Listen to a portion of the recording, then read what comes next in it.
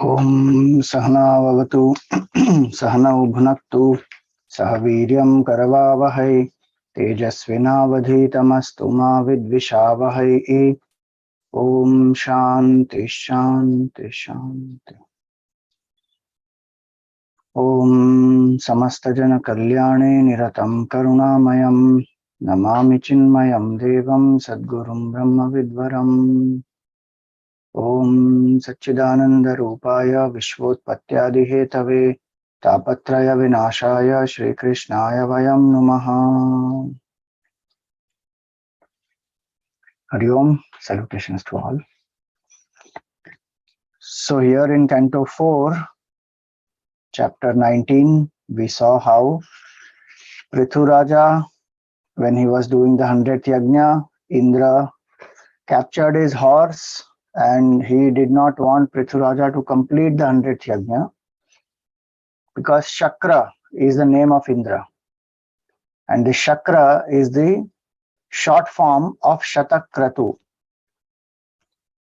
Like we say Rajkumar. So then short form is RK. So like that Shatak Kratu becomes Shakra. So he didn't want, Shakra means one who has done 100 yagnas, 100 Ashwamedha yagnas.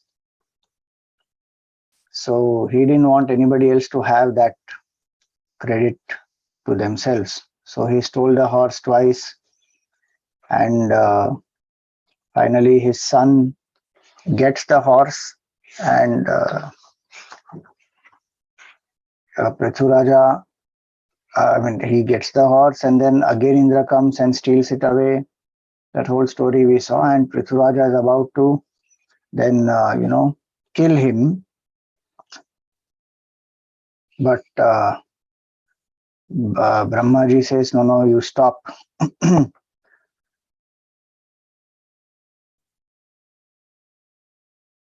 Brahmaji, he tells Prthu Raja that your avatar has happened for establishing dharma, and when you take up an act of this, of killing, see, Indra has done Mayajal, and he has also created a lot of these heretic sects and all that. So he says that that very purpose will get defeated, destroyed. People will go away from dharma. And so anyway, you don't seek the 100 Ashwamedha yagnas as your glory.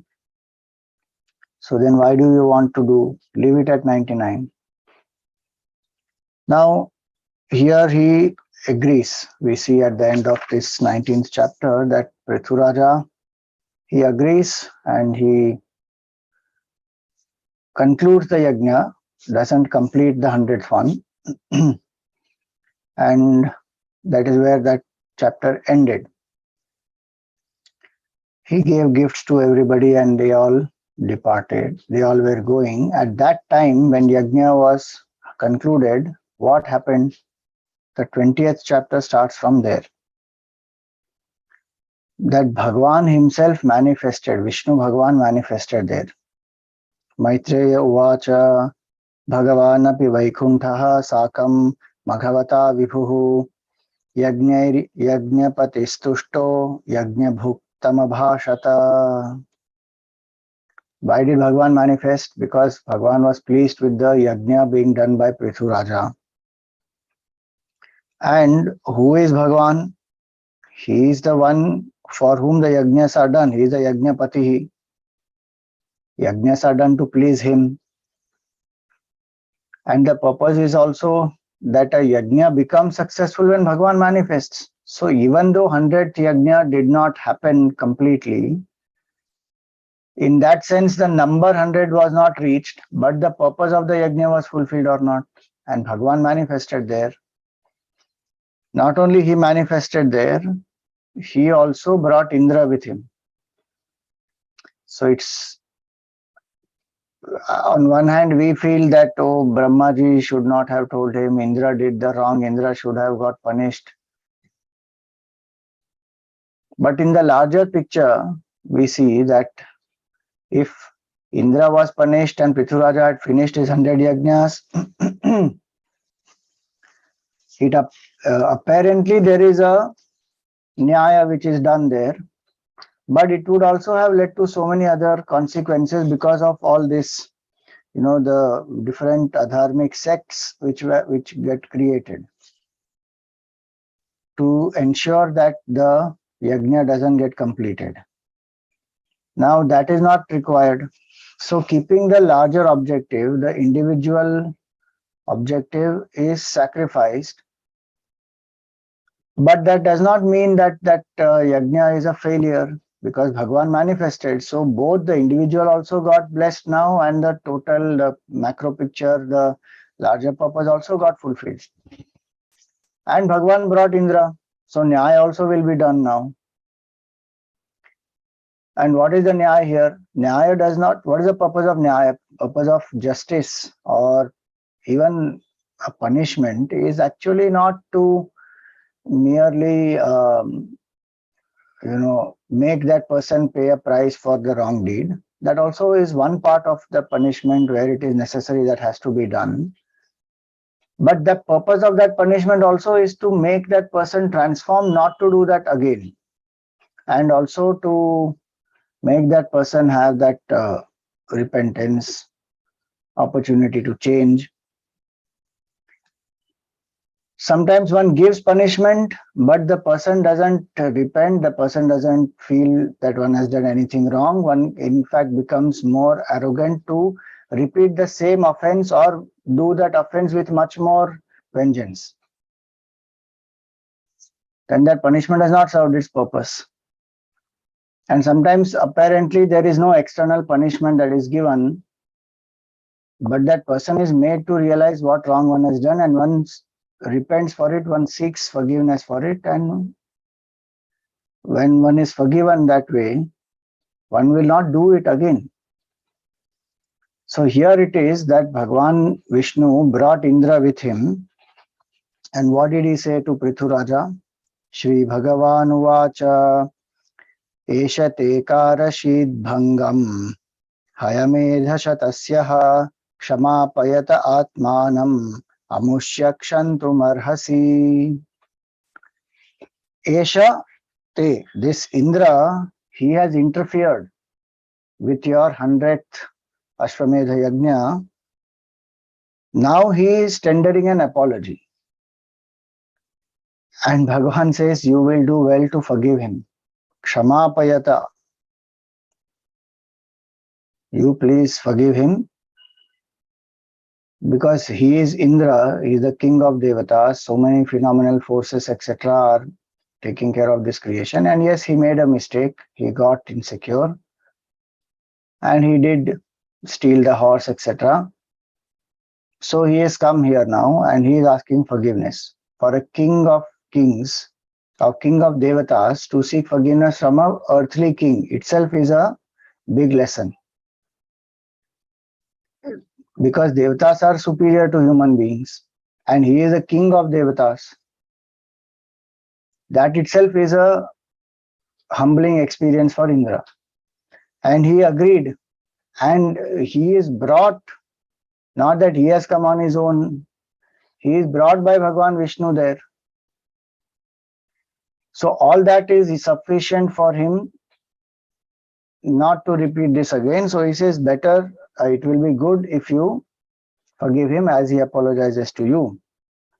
Then he says, Sudhiya sadhavo loke naradeva narottamaha nabhid druhyanti bhutebhyo yarhinatma kalevaram. So those pious souls who are possessed of this good understanding, they are the best, who don't bear any ill will against the fellow beings based on this body. Why? Because body is anyway perishable. How much one has the pride of this body and my family and I am this and I am that. It's all, in a minute it just goes. 1 minute. Not even 1 full minute it is. When death comes, it just finished. Everything gone. Khatam. Body lies here, burnt, buried eaten away by birds, whatever it happens to it. So he says that they know, that wise people know that this body is not their self, and so they abide in higher understanding, in love, compassion, forgiveness, all that. And then he says, Purusha yadi mukhyanti twadrisha deva mayaya shrama eva param jato dirghaya vruddha sevaya. If you are bewildered by my own maya, now this is very strange context, no? Bhagwan, Vishnu, is speaking to his own avatar, who is King Prthu, and telling him, if you are bewildered by my maya,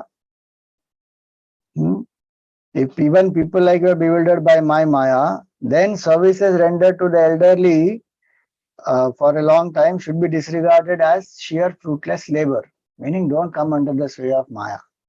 But how will that happen? Bhagwan is Bhagwan, no doubt. Even in avatar, he knows his true nature.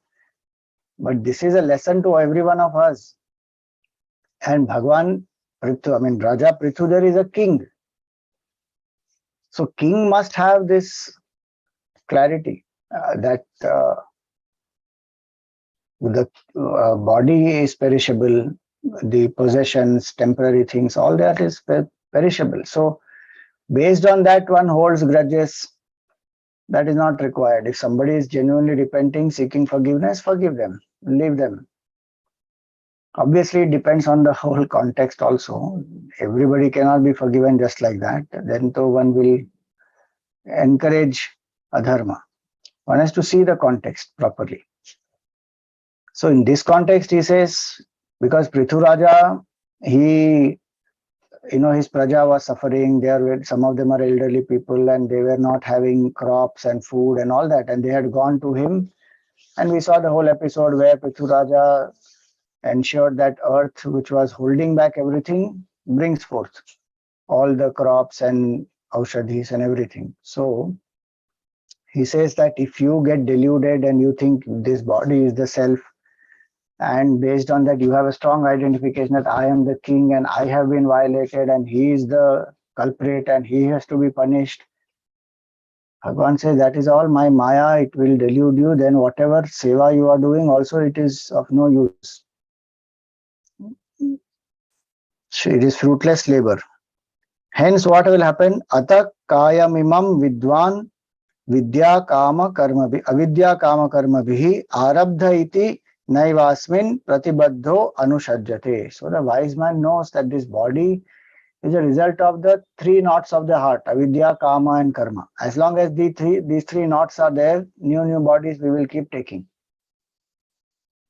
So he says that they know that this body is a product of these three, so they don't get attached to it. And asamsakta shariresmin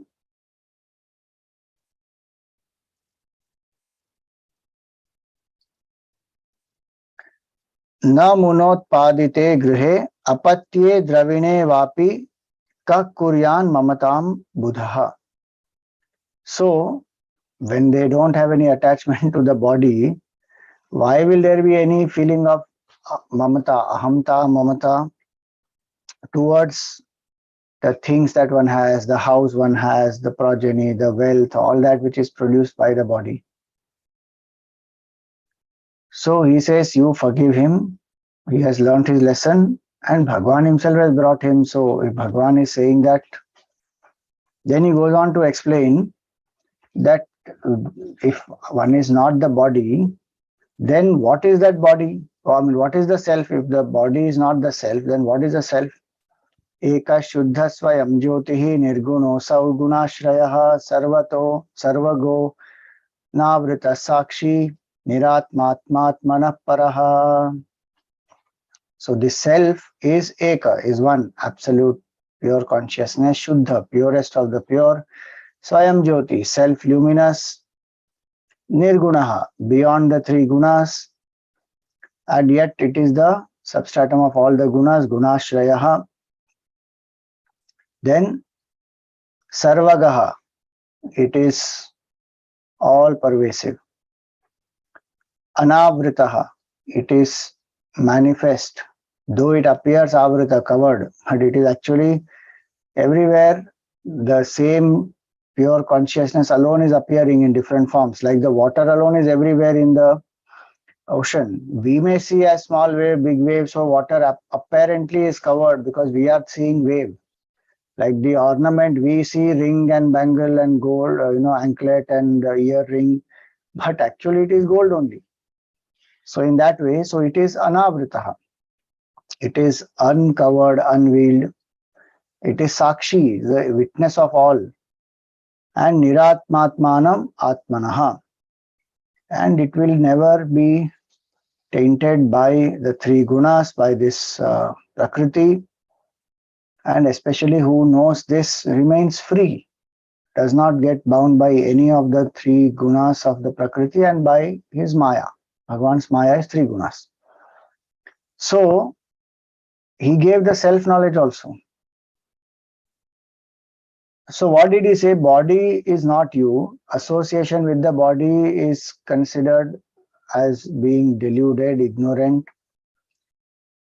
And those who forgive, those who have this higher vision, they come to realize the self also. And what is the nature of that self? This is the nature of the self. So whoever knows this, the man who knows the self existing in the body as described above, is never tainted by the modes of prakriti. If one knows I am pure consciousness, which is of this nature, one will not take things personally and identified with the body. One will not act in such a way that, as though some deluded person is acting to get more wealth or more power or more enjoyment. Prthu Raja anyway didn't want all that. That's why he agreed to what Brahmaji said.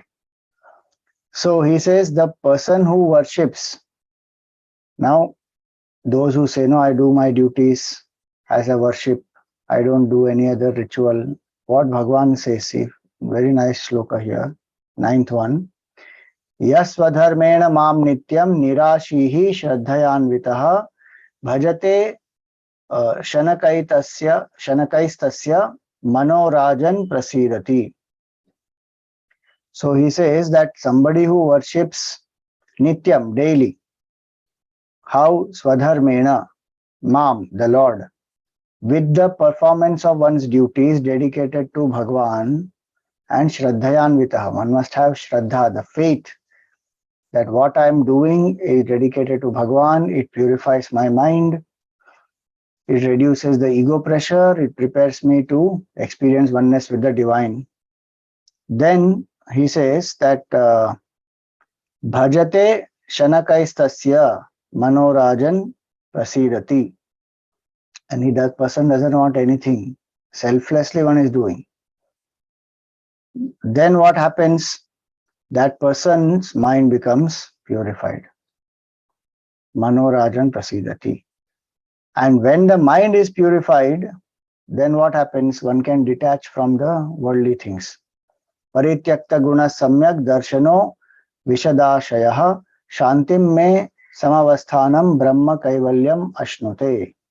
Now that mind which has got detached from the worldly things can through contemplation come to realize this absolute self. And that is the mukti, final mukti, kaivalyam ashnute. Udasinam ivadhyaksham dravya jnana kriyatmanam kutastham imamatmanam yo vedapnoti shobhanam. Now, whoever knows this self, what happens? Udasina, they become indifferent. Some become indifferent and they become silent and they don't talk or they are not amongst the people. Some people are amongst the others, serving dynamically. But the attitude of both of them is indifference towards perishable. Like how we have no attraction, no aversion towards any toys of childhood. Same thing here. No attraction, no aversion towards anything of this world. So he says that, udasinam.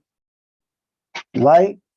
Because one has known the self, udasinavad adhyaksham dravya jnana kriyatmanam. Though the self is the one which is illumining this things in the world, actions, knowledge, all these things. Kutastham imam, and that self is kutastha, it is unchangeable, witness of all. Yo Veda apnoti shobhanam. So here is a person who experiences this highest state of auspiciousness, blessedness.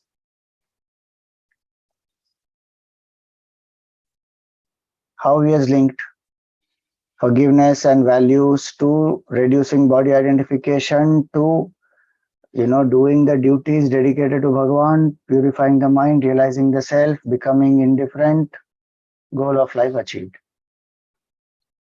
Is this not success of the yagna? What is yagna meant for?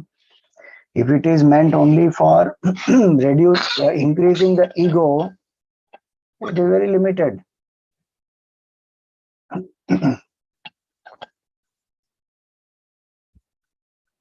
100 Ashwamedha yagnas, if they are completed, still that person may get a title called Shakra or Shatakratu, but still a person is limited in one's experience. I am still a jiva. But if one follows the path of righteousness, values, forgiveness, all that, then it leads to realization. Now he says that this is freedom from cycle of birth and death, mukti, kaivalyam, absolute state of blessedness, shobhanam. Now he says, if that does not happen, then what will happen? The jiva will keep going from one birth to another till one doesn't come to that state. However glorious that jiva may be, including Indra has to take birth again and again till he realizes oneness. So he says transmigration takes place of the subtle body. Bhinnasya lingasya guna pravaho dravya kriya karaka chetanatmanaha. So now this subtle body, as we know, is made up of 5 subtle elements. And then these senses and then the devatas, all that which is there. And that subtle body has a reflection of consciousness. That's how subtle body can move from one gross body to the other. These people who have experienced oneness with Bhagavan, they are not affected by the state of the subtle body. They have anyway gone beyond the subtle body, so gone beyond birth and death also. So drashtasu sampatsu vipatsu surayo navikriyante mai baddha sauhradaha. Those who are enlightened and those who have experienced this deep level of oneness with the Lord, such people, they don't give in to these highs and lows, elation and depression, and whatever be the circumstances outside, pleasurable, favorable, unfavorable, joy and sorrow they will bring as a result. But here are people who are established in that sense of identity with Bhagavan, with oneness. They don't get affected by all these pairs of opposites. And then he says, viewing the exalted, the middling, and the vile alike. This is the samadrishti. They will see all of them as expressions of one divine truth. Samas samanottama madhyamadhamaha sukhecha dukkhecha jitendriyashayaha. They will have equal vision towards all, and they will be very balanced in this sukha and dukkha. They have control over the senses. Mayopaklipta khila loka samyuto vidhatsva vira khila loka rakshanam. Now these are the qualities of the king. He is specifically now coming to the dharma of the king. Earlier also the Raj Dharma, the Brahmanas, when they were praising Prthu Raja, we saw. Here Bhagavan is saying now that a king must see everyone as alike and must be balanced in joy and sorrow, must have conquered the senses and the mind, and protect the whole world with the help and cooperation of all the people made available by the Lord. So now Bhagavan is saying, I have made available all these things, use it, protect the people, but have the vision of equality. Shreya prajapalanameva ragnyo yatsam paraye sukritat shashtamamsham hartanyatha hrit punya hartanyatha hrita punya prajanam arakshita karaharo dhamatti. So he says, this is a very important shloka here, 14th one, that protection of the people is the only way of salvation of a ruler. Shreya praja palanam eva rajño. And what he says, by doing that protection of the people, the person gains 1/6 of the merit earned by all the people. Imagine, entire praja, whatever punya karma they are doing, 1/6 of that comes to the Raja. But if the Raja does the duty to protect them. While if he takes taxes from them, he does not protect them, he becomes selfish and corrupted, and instead of taking care of the praja and ensuring that he has the attitude of sevak towards the praja, if this person takes all for himself and his glory and his name, fame, and his own money it is, he doesn't think of it as a state treasury, one amasses wealth for oneself, then he says that that person gives up all merit also. The existing merit of that person will get destroyed, plus extra sin one is incurring. See that, hrita punyaha, all the existing merit will get destroyed. Harta anyatha, if that person becomes a harta who goes on looting people, then this is what will happen. Hence, he says that be devoted to the duties of a king to protect everybody.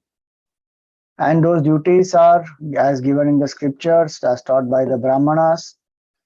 And though unattached to them and ruling over the earth, you will win the love and devotion of the people. And in a short time, you will be able to see the perfected ones who will call on you at your own house. This is specific to King Prthu. That if you do this, you will get the love and blessings of all the praja you are taking care, and in time you will meet Sanat Kumars. That's what he means. That episode will come later. That Sanat Kumars themselves will come to your house and they will give you the Brahma Jnan and you will experience that state of mukti. So one does not have to worry that what will happen to me if I do Karma Yoga, then when will I get the Guru, who will be the person, how will I get mukti. Bhagavan will do all that. That is his job. One has to follow one's duties, do actions dedicated by the Lord, dedicated towards the Lord, and know clearly that as the mind will get purified, the right teacher will come into our life, one will get the knowledge and one will attain mukti also. Ashwamedha yagna, if one has completed, one will still remain as a limited individual if that person has done for ego's sake.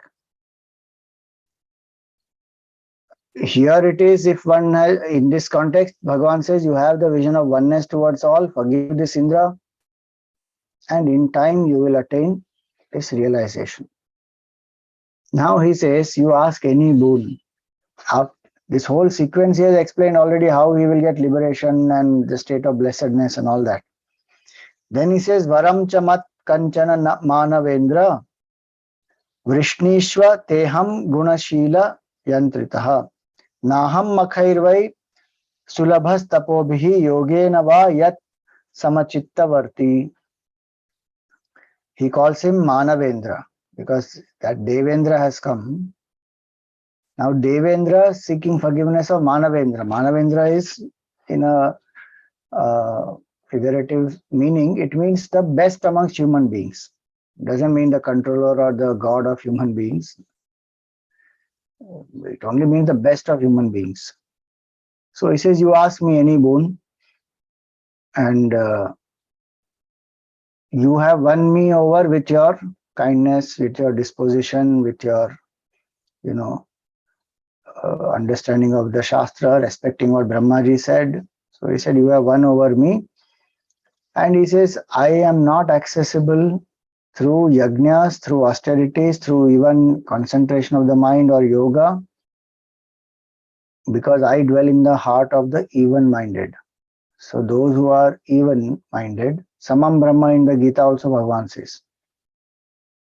Samatvam Yoga Uchyate, he says. So one of the greatest sadhanas to practice is being equanimous. And he says, you practice, you seek any boon from me. Now, when Bhagavan Vishnu is asking you seek any boon, what does Prthu Raja say? See that. Now, this form of Bhagavan Vishnu is called Vishwaksena. Maitreya Rishi says, Maitreya Uvacha Saitham Loka Guruna Vishwaksenena Vishwajita Anushasita Adesham Shirasa Jagrihe Harehe. So Vishwaksena is the Jagat Guru, is Bhagavan himself, is the Lord, is the Guru of the whole universe. So Loka Guruna Vishwaksenena, and Vishwajita, he is the one who has conquered the world also. Vishwajit Anushasita Adesham. So this Prthu Raja, now he bows the head. Prthu Raja is called here as Vishwajit because he has done the Ashwamedha Yagna. So having been taught by Lord Vishnu in this way, this Upadesha Brahma Vidya also he gave. What more is success of a yagna? Bhagavan manifested, Jnana is given, entire scheme of evolution has been given, and there are values of compassion, forgiveness, oneness, equanimity, which have been explained. And there is also the fact that Indra has sought the forgiveness. So is it not that yagna truly became successful? So here it is that Prthu Raja, he bows down to Bhagavan and he forgives. Sprishantam padayo premna, he bows down to the feet of the Lord.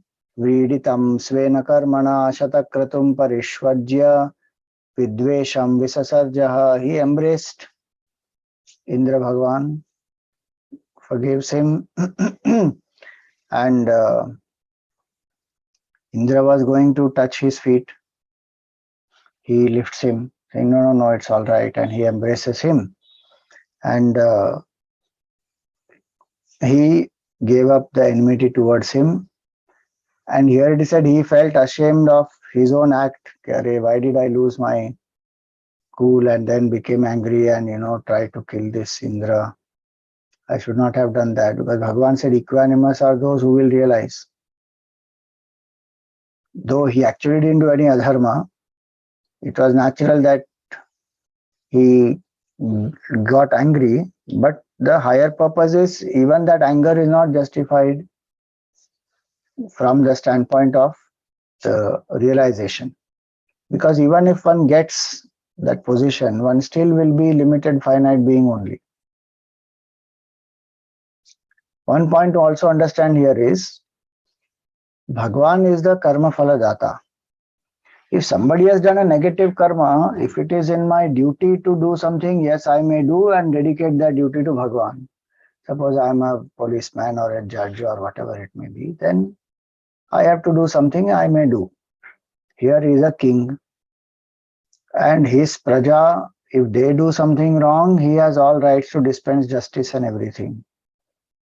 Now the wrong has been done here by Indra. Now when Indra has done something wrong,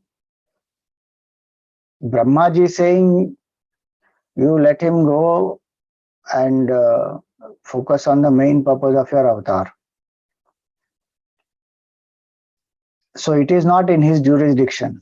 It is in Bhagavan's jurisdiction to give karma phala to Indra.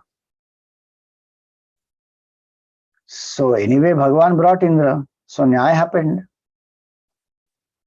So that is one thing we have to understand. We don't have to bother about, how can that person get away with the wrong? And for that, we go out of our way to ensure that that person gets punished. That cosmic justice, Bhagavan will take care of it. That is not our lookout. What is within our realm of duty that we have to do? At some other place, you saw in the earlier episode of Shivji and Daksha that Daksha's head was chopped off. And Bhagwan created that Virabhadra and he sent there, and then his head was chopped off. Daksha got the punishment. So in some cases there is punishment, some cases there is forgiveness. Bhagwan knows the best. And Bhagwan's jurisdiction, he will handle it. We don't have to worry. If it is in our duty, our jurisdiction, we'll do something. Whatever is appropriate as per dharma, nyaya can be done. This is not in his realm. It is outside his realm. So now Bhagwan brought him also, Indra also repentful, and he also tries to bow down. Prthu Raja lifts him, embraces him, forgives him, and also feels that, I should not have got angry. Because many times at that moment, that emotion is very powerful. He does not, we don't realize at that moment, and we go in the flow. Later on we realize, what is this? Why did I behave like this? Such a small thing, I blew it out of proportion, unnecessary. When does that happen? When we take a step back and then we are able to see a bigger picture. Then in that context, we realize, this was so petty. Otherwise, our ego makes that small thing appear so big. And then there are all kinds of imaginations, false ideas, misconceptions, all that. So he says he felt a little ashamed also. Now Prthu Raja worships Bhagwan, clasped his lotus feet with more and more devotion. Now Bhagwan, though he wanted to depart from there, he kept on looking at Prthu Raja and could not proceed. That is the love that he has. Prthu Raja is a very dharmic king. Now, Prthu Raja, he was not able to see Bhagwan clearly because his eyes are filled with tears. Bhagwan is continuously seeing him. And Bhagwan wants to go because his work is done. He brought Indra and Indra was forgiven. And he gave the, Upadesh also. He is waiting now for Prthu Raja to ask a boon. Otherwise, his work is over. Prthu Raja is very happy to have darshan of Bhagwan, so his eyes are filled with tears. Now he can't see very clearly in the beginning. So his emotion is also choked. He can't speak. His voice is choked, and his tears are coming from his eyes. Now he embraces Bhagwan in his heart, and there in front of Bhagwan, he stood with his hands folded. Then he wipes the tears and he sees the Lord, has the proper physical darshan of Bhagwan also.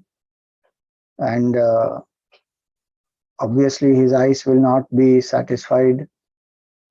One wants to have that form, want to see that form continuously. So he says that he now appeared before his eyes that would not be sated with his sight, and who stood touching the ground with his feet, and with the fingertip of one of his hands placed on the elevated shoulder of Garuda. So he saw Bhagwan was there and with his Garuda, and now he sings the glory of Bhagwan. Prithu Uvacha Varan Vibho Twadvara Deshwarad Buddha Katham Vrinite Guna Vikriyatmanam Ye Narakanam Api Santi Dehinam Tani Shakaivalya Pate Vrine Nacha. So he says, how can a wise person even ask a boon? Why? Because one very powerful line he says that I too would never ask of you, O Lord, the bestower of final beatitude, boons which are available even to the denizens of hell. Even those who are in the hell may seek some boon, some comfort, some luxury, some enjoyment. What else one will seek? So he says, why will a wise person ask when one can ask for something greater, some ordinary boons one doesn't need? How could a wise person ask boons enjoyable by those whose mind is engrossed in the world of matter? Only people who are attached to the world of matter, they want some material boon, some enjoyment, some power, some wealth, some position, of all that. But those things are even asked by people in the hell. So what does he want? Now very powerful shloka comes, you see. Nakamayena tatadapyaham kvachin nayatra yushmacharanambuja savaha mahattamantar hridayan mukhachuto vidhatsva yutamesha me varaha. He says, I don't want mukti. Bhagavan told everything about mukti and how you will attain final beatitude, oneness and everything. He says, I don't want mukti. And why does he not want mukti? Because there in that state it is non-duality, oneness, absolute oneness. There is no bhakta, Bhagavan, bhakti, all that is not there. So he says, I can't listen to your glories there. So you may have told me all this about mukti, but I don't want mukti. Then what do I want? See that. Endow me with 10,000 years. Oh, 10,000 years. It is symbolic. Obviously, doesn't want physical 10,000 years. The idea is, may I continuously revel in the state of this remembrance of you and the great devotees when they sing your glories. May I keep on listening to your glories and not get satisfied by them. We get satisfied after some days, some moments or some hours of katha. It says, "Bas aaj ke liye bahut ho gaya." It is natural in one way. Each one has a attention span, saturation limit in the mind. But here the point is not to speak about those psychological factors. The point here is that if I keep remembering, listening to glories of Bhagavan, I will forget myself. A small I will go. Otherwise, this small I loves to listen to its own glories. Somebody says, oh, you did it so well, or you performed so well, or congratulations, you are being given this award, and then one is in seventh heaven, and then people on the social media also one posts it, and one gets so many likes and forwards, and some post goes viral also, and one feels, oh, so amazing.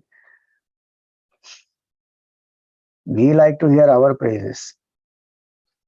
Bhakta wants to listen to only Bhagavan's praise, and he says, with not 1 year, 2 years, 10,000 years you bless me. With those 10,000 years, what will I do? I'll go on listening to only Bhagavan's glories.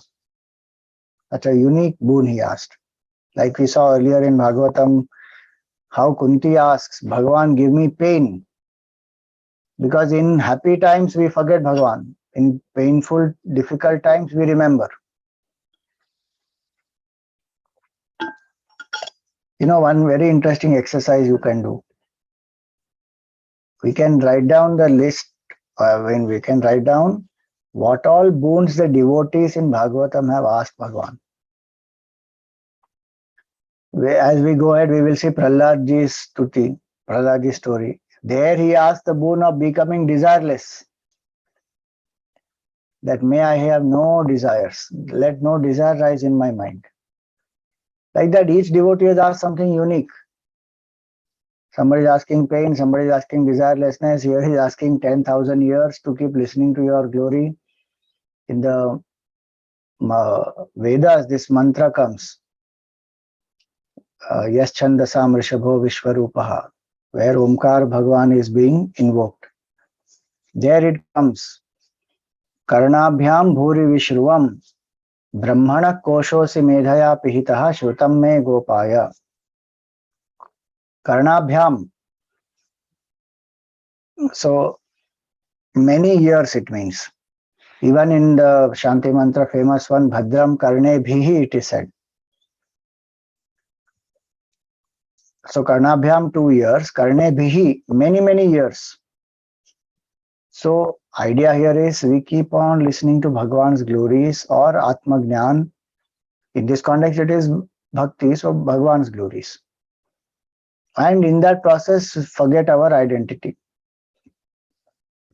So he says that, O Lord of excellent renown, even the air laden with drops of nectar of your lotus feet issuing from the mouth of exalted souls restores knowledge of self to us fallen yogis who have forgotten the path leading to the truth. Hence, we don't require any other boons, just give this much. And we keep listening. How can a man of flair who has accidentally heard your auspicious praises in the society of noble souls only once feel sated unless he is a veritable brute? What a strong expression it is.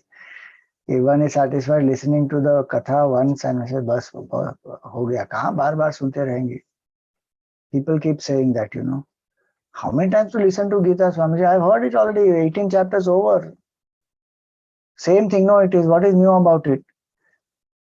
The shloka appears same, but every time one reflects on it, there's some new insight which comes. Plus, I have changed in my life from last time what I heard to what I am hearing today. I have changed. So, the relevance and applicability also will be different now.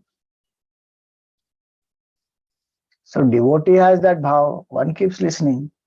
Somebody who says, "Bas ho gaya now. Kuch naya batao." What is new to tell? So he says here that person who is satiated only to listen to the glories once, and he says, "Bas ho gaya." He says, veritable brute with the glory which even Shri has gladly adopted as a theme of her song. Shri means Mother Lakshmi. Keen to imbibe your virtues. So she also keeps on singing your glories so that they get imbibed. So one aspect is to listen, other aspect is to imbibe so that we will live those values and the good qualities of Bhagwan. Mother Lakshmi herself is doing it. Full of ardent longing, therefore, I would, like Lakshmi, adore with all my being you, the highest of all embodied beings and the abode of all excellences. Meaning, Lakshmi Devi continuously serves you. Give me also an opportunity to serve you at all times. Then he says, let there be no bickering between us two who are competing for the service of a common Lord and who have focused our mind on your feet alone. Meaning Lakshmi Devi is pressing one feet, give me another feet. Both of us, we will press your feet, we will serve you at all times. And between us, there should not be fight. Lakshmi Devi should not say that this right foot is mine and left foot is yours, and why did you touch this right foot and I will beat your left foot, and that will trouble Bhagavan only. He says, let there be no bickering between us. We both will serve. Meaning, in seva, there should not be this kind of possessiveness and ego. The seva is meant to tune up with the Lord and to purify our mind. It is not meant for comparing and, becoming jealous and, fighting. It is not meant for that. So here he says that, let there be no bickering. Jealousy is sure to be aroused in the mind of Goddess Lakshmi, whose role it is my desire to share. Why? Because she has been doing alone all the while. So it is bound to arise that now she has to share. And so he says that please ensure that there is no bickering between us. But fond as you are of the meek, you make much even of their trifling services, and rejoicing as you do in your own self, you have nothing to do even with her. Meaning, from the absolute standpoint, you have no attachment to even Mother Lakshmi or to anyone for that matter. And you ensure that even the smallest service that a devotee offers, you protect the devotee. Because you are fond of the devotee. So please ensure that Give me an opportunity to serve. Now see what all he asked in one boon. 1,000 years he wants to listen. Then he wants to serve Bhagwan. In that service specifically he wants to be at the feet of the Lord. And then he says, let Mother Lakshmi not have any jealousy for me and let there be no bickering between all of us. So you please ensure this happens. And then he says, it is therefore that even after attaining wisdom, pious souls worship you alone who dispel the delusion caused in the mind.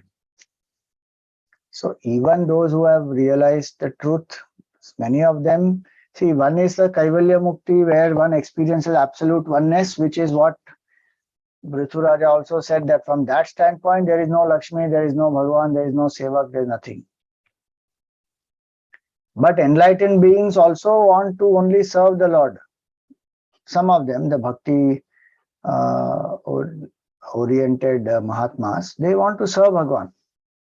So he says this, that even the enlightened beings, they worship you alone. And we know of no other purpose than the constant remembrance of your feet in the life of noble souls. So he says that is the highest which we can ask. Hence the words, ask a boon of your choice that you address to me, engaged in worshipping you, I reckon as intended to delude the creatures. Don't, if you are telling me to ask some boon which is a material boon, then that is only going to lead to more delusion. If the people were not bound by the cords of your speech, wherefore should they take to action under a spell of delusion? Indeed, man has been split from you, his real self, by your Maya. This Maya of yours only keeps us away from you and it dilutes, and further you are asking us boons which will strengthen Maya.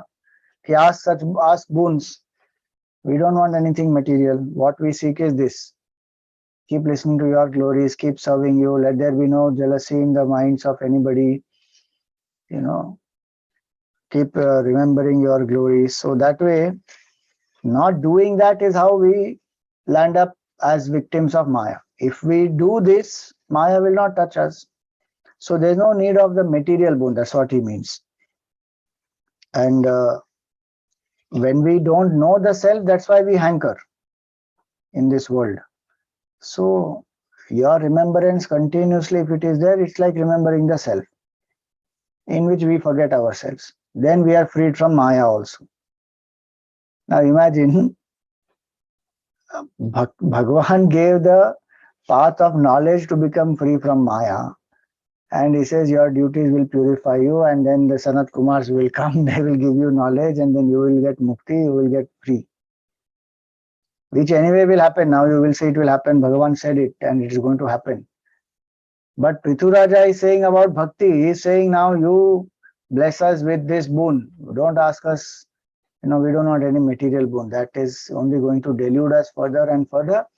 You bless us with listening to your glories and we want to keep on serving you. And that is enough. That itself will lead to mukti. Bas.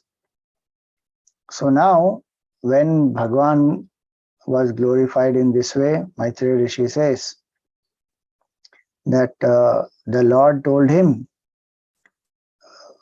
Ityadaraje nanutassa vishwadrak tamaha rajanmai bhakti rastute. May you have my devotion. Meaning, may you be devoted to me. What he asked, that boon he gave. Drishtye drishi dhirmaite kritayaya mayam madiyam tarati sma dustyajam. So may you have devotion to me. Fortunately enough, you have developed such a mental attitude towards me through which one is able to get over my Maya, so hard to escape from. So Bhagavan also validates this, that yes, this path of devotion will lead you to that state beyond Maya. So he says, therefore you do what I have told you, and those who carry out my behest reap good results everywhere. Meaning rule with equanimity, see everybody as your own self, forgive this Indra, all that. Now, obviously, Prthu Raja is going to accept that, saying, yes, Bhagwan, I will do that. Now, here, Bhagwan showered his grace upon him, and Bhagwan made up his mind, now I have to go. Earlier, he was not going. He didn't feel like going. He kept looking at Prthu Raja. Now, he made up his mind to depart.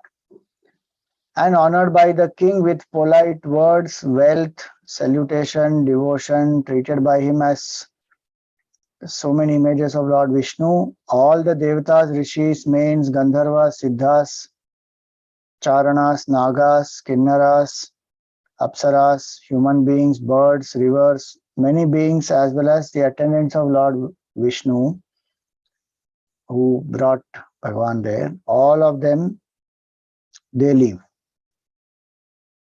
Remember, they all had come for Ashwamedha Yagna. That's why this Indra also got very insecure, saying, Array, the whole creation, all these divine beings also are going there. Now he is going to become more popular than me. So he got jealous. Now all of them, they were given appropriate gifts and salutations, devotion, everything, and then they departed. And what did Bhagavan do? Very nice shloka comes here now, 37th one. Bhagavanapi rajarshehe sopadhyayasya chachutaha haranniva mano mushya swadhama pratyapadyata. So Prthu Raja is called Rajarshi. A Raja who has the temperament of a Rishi. And this word is interesting. This Raja will finally become a Rishi also. Because he will leave his kingdom after getting Upadesh from Sanat Kumars and all that. He will leave, he will renounce, and he will become, he is avatar of Bhagavan anyway, but he sets that example. That kings also, at a point, they will leave the power and everything, and they will retire, and their mind will be fully, exclusively devoted to pursuit of devotion or self-knowledge. So he is Rajarshi. Bhagavan api Rajarshehe sopadhyayasya chachutaha. So he, as though stole away the mind of this Rajarshi, harannivam mano amushya, and stealing away the mind, as it were, of that royal sage as well as that of his preceptor, the immortal Lord, to return to his own abode. Bhagavan also went. Then what happened? Bowing to the Lord, who is adorable even to the gods and is unmanifest by his very nature, and who, having revealed himself to Prthu, had become invisible once more, the king also retired to his capital. So there the Ashwamedha Yagna of Prthu Raja concludes. Then comes the Upadesh of Prthu Raja to his Praja. That we will take up in our next class. We will see how much we can complete that Prthu Raja's prasang we will do. Then 3 Purusharthas will be over. Dharma, Artha and Kama. Last will be Moksha Purushartha, so that we will see later on at some point when we resume the classes. So August, only one more class next week. Any questions for today?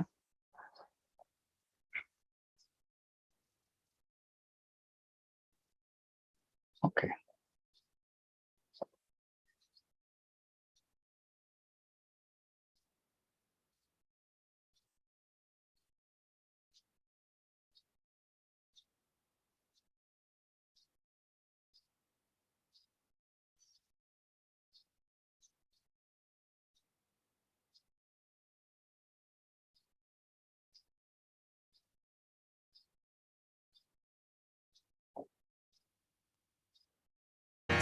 मंगल आरती प्रिया प्रीतम की, मंगल प्रीति रीति धूम की, मंगल कांति हसनी दसनन की, मंगल मुरली दीना धुन की, मंगल आरती। मंगल बणिक त्रिभंगी हरि की, मंगल सेवा सब सहचर की, मंगल सिर चंद्रिका मुकुट की, मंगल छवि नैनन में अटकी, मंगल आरती।